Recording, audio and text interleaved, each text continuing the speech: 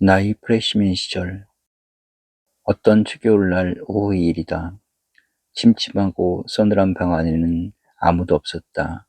책을 읽고 계시던 부치는 학교에서 돌아와 피곤하게 앉아있는 나에게 다음과 같은 내용의 짧은 얘기를 해주었다. 한 마리의 쥐는 나면서부터 곳간에 머물기 때문에 쌀을 먹고 자라지만 다른 한 마리의 쥐는 뒷간에 살고 있기 때문에 더러운 것을 먹는 것이다. 우리도 환경을 개척하지 못하면 결국은 마찬가지가 아닐까라는 것이었다. 중학교를 마친 뒤 가난한 가정의 맏아들로 태어난 때문에 학업을 단념하고 마을 초등학교의 선생으로 머물고 있던 나에게 주신 이야기다. 그 뜻과 얘기에 용기를 얻은 나는 돌아오는 봄, 귀여운 어린애들과 눈물의 작별을 나누고 마을 뒷산 오솔길을 넘어 향학의 길을 떠났다. 이러한 나에게 꿈이 있었을 리 만무했다. 입학보다도 직장을 얻느냐가 문제였고 공부보다도 먹을 것을 걱정해야 했던 때문이다. 외국에서 고학의 길을 개척한다는 사실은 결코 쉬운 일이 아니었다. 그러나 뜻이 있는 곳에는 언제나 길이 열리는 법이다. 하늘은 선의의 노력을 버리지 않는 모양이다. 몇 달 지나는 동안에 가벼운 수입도 생기고 작은 방에 몇 권의 책들도 어깨를 가지런히 하게 되었다. 겨우 현실의 무거운 짐에서 숨을 돌리게 된 셈이다. 어렴풋이 생각은 있었으나 몇 교수들과 상의한 결과 철학과에 적을 두기로 결정을 지었다. 마치 하늘의 그 무거운 많은 별들이 가냘픈 내 어깨에 실려지는 것 같은 정신적 압박감을 느꼈다. 내가 어떻게 철학을 해낼 수 있을까? 생각만 해도 벅찬 감격스러운 결정이 아닐 수 없었다. 나는 며칠 동안 침울한 흥분에 잠겨 지냈다. 12살 때 일이다. 어머니의 죽음을 눈물로 보내고 있는 어린 친구를 본 일이 있었다. 해가 지고 어두워졌는데 거친 들에 혼자 쓰러져 있는 듯 싶은 친구의 모습을 잊을 길이 없었다. 그때 죽음에 대한 깊은 공포와 영혼에 관한 신비로운 동경심에 붙잡힌 몇 날을 보냈다. 3년 뒤 나는 할머니의 죽음을 겪었고 장례식이 있던 날 오후 나는 삶과 인생의 짙은 회의에 잠겼던 일이 있었다. 마음의 공허는 결코 물질로 채워지는 것은 아니었다. 그 다음부터 몇 해 동안 할머님이 계시던 방에만 들어서면 어딘가 내 마음 한가운데가 텅 빈 것만 같았다. 너무나 쓸쓸한 공허감이었다. 한때 톨스토이를 좋아서 읽었다. 그에게 많은 것을 묻고 더 많은 것을 배웠다. 그러나 말년의 톨스토이는 오히려 더 무거운 질문을 나에게 던져주는 것 같았다. 깊은 회의, 신념을 잃은 그의 최후는 나로 하여금 완전히 실망 상태로 돌아가게 만들었다. 그 뒤 나는 니체를 읽었다. 그는 참으로 많은 문제를 제기했고 또 어떤 해결들을 주려고 노력했다. 그러나 결국에 이르러서는 문제를 주었을 뿐이지 해결을 남겨주지는 못했다. 그의 세계 운명의 긍정은 그 자체가 너무나 무겁고 답답한 일이 아니었을까. 자기 자신은 웅장하고도 화려한 문장과 설명을 덧붙여 주었다.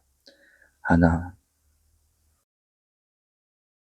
이러한 과거들이 나로 하여금 철학을 택하게 한 중요한 동기가 되었는지 모른다.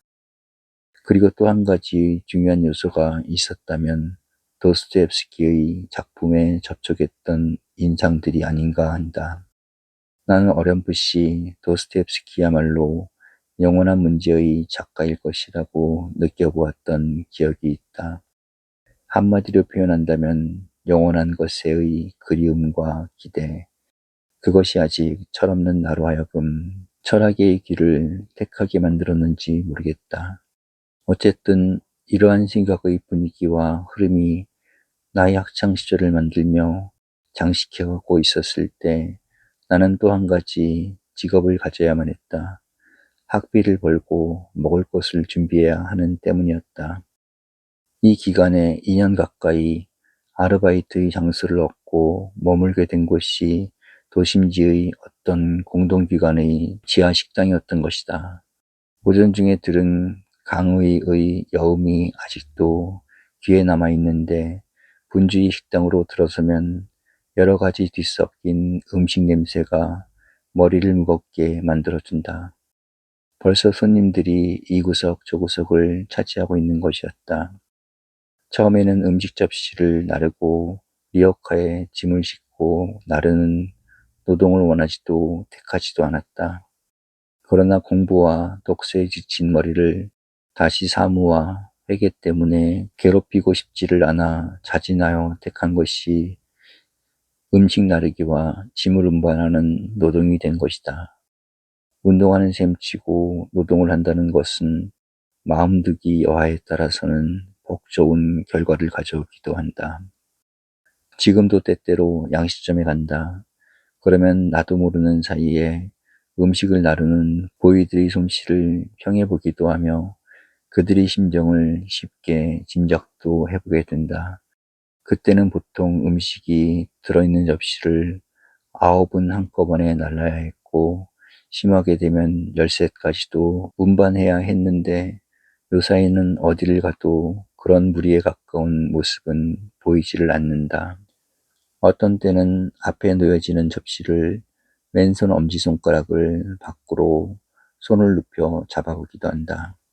그러면 20년 전의 고학생 시절의 근육의 촉감이 되살아오는 듯 싶기도 하여 이상한 상념에 붙잡힌다. 역시 노동은 신선한 것이었는지 모른다. 저녁을 모든 직원들이 같이 끝내고 나면 벌써 공원으로 된 밖은 어두워지려 한다. 집으로 돌아오는 대로 책상을 대하고 앉는다. 그러면 시간은 말없이 흘러간다. 고요한 공동묘지가 문 앞에서부터 멀리까지 뻗치고 있으며 고요한 밤하늘은 유난히 다정해 보이는 밤들도 있었다. 12시가 지나고 1시가 가까워지게 되면 그대로 자리에 쓰러져 잠든다. 이부자리를 개고 펼 필요가 없었고 7, 8권의 책들이 방에 펴진 채로 흩어져 있어도 그대로 좋았다. 손님도 햇볕도 찾아줄 필요가 없는 2층 좁은 방이었다. 어떤 날은 별빛이 찬란한 밤하늘을 우러러 보다가 그대로 잠드는 때도 있었다. 읽기에 피곤을 느끼게 되면 사색에 많은 시간을 보내게 되는 때문이었다. 공동묘지 밤은 더욱 고요하였고 달빛을 받으며 서 있는 나무, 비석, 화초들은 모두가 옛날의 신비를 철학의 그것들과 같이 지니고 있는 듯 싶었다. 그때 나는 헤겔, 쇼펜하우어, 그리고 키르케고르를 읽고 있었다. 그 어느 하나도 버리고 싶지 않은 존재들이었다. 그러나 아무리 애써도 헤겔의 책은 이해되지를 않았다. 몰랐기 때문에 버리기 어려운 매력이 있었는지도 모르겠다. 그러나 이상스럽게도 해가 거듭됨을 따라 헤겔은 점점 더 좋아지고 있으며 오늘도 많은 사람들이 비난의 대상이 되고 있으나 나는 헤겔의 위대성은 그대로 인정해 좋다고 믿고 있다. 여전히 이해하기 어려운 점은 많이 남아 있어도. 그러나 이 기간을 통하여 나는 두세 가지 가벼이 돌릴 수 없는 소득을 얻은 셈이다. 그 첫째는 건강이다. 식량이 모자라는 전쟁 중이었으나 식당에 있는 덕택으로 무엇이나 맛있는 것을 마음껏 먹을 수가 있었다. 먹고는 일하고 일하고는 먹었다. 아마 내 과거를 통하여 가장 체중이 늘었던 젊음의 시절이었는지도 모른다. 그 둘째는 예술의 접근과 점차로 눈띄어진 미술품의 감상이다. 식당 위에는 언제나 값귀한 그림과 조각들이 연중 진열되어 있었다. 미를 찾는 나에게 얼마나 정신적 위안이 되었는지 모른다. 돼지같이 먹고 일하던 내가 긴 시간을 고귀한 예술품 앞에 머물러 설 수 있었다는 사실은 행복스러운 모습이 아닐 수가 없었다. 젊음과 모험이 가져다주는 즐거운 꿈이었을지도 모른다. 그리고 또 하나의 부수입이 있었다면 아름다운 이국 아가씨들의 미소에 접할 수 있었다는 향긋한 추억이다. 식당에는 많은 손님들 틈에 이쁘고 다정한 아가씨들이 섞여 들어온다. 아가씨들은 늙은 직업인들보다는 젊은 고학생들에게 친절을 아끼지 않았다. 그도 그럴 것이 이왕이면 이쁜 아가씨들에게 먼저 요리를 날라다 주도록 되어 있는 것이 하늘이 내려준 심정이 아니겠는가. 사실이지 친구 피고는 항상 아가씨들만을 상대로 음식을 나르고 있었던 기억이 잊혀지지를 않는다. 어떤 아가씨들은 옆에까지 찾아와 부탁합니다 하고 인사와 부탁을 하기도 했다. 언제나 그럴 때는 적극적인 여성들이 덕을 보게 마련이었다.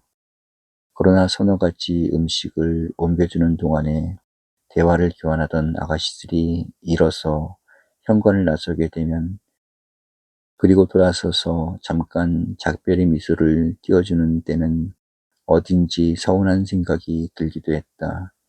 그때 2달 반이나 계속해서 토요일 오후마다 찾아와 주던 아가씨는 그 뒤 어떻게 되었을까? 무척 눈이 맑고 목소리가 부드러운 아가씨였는데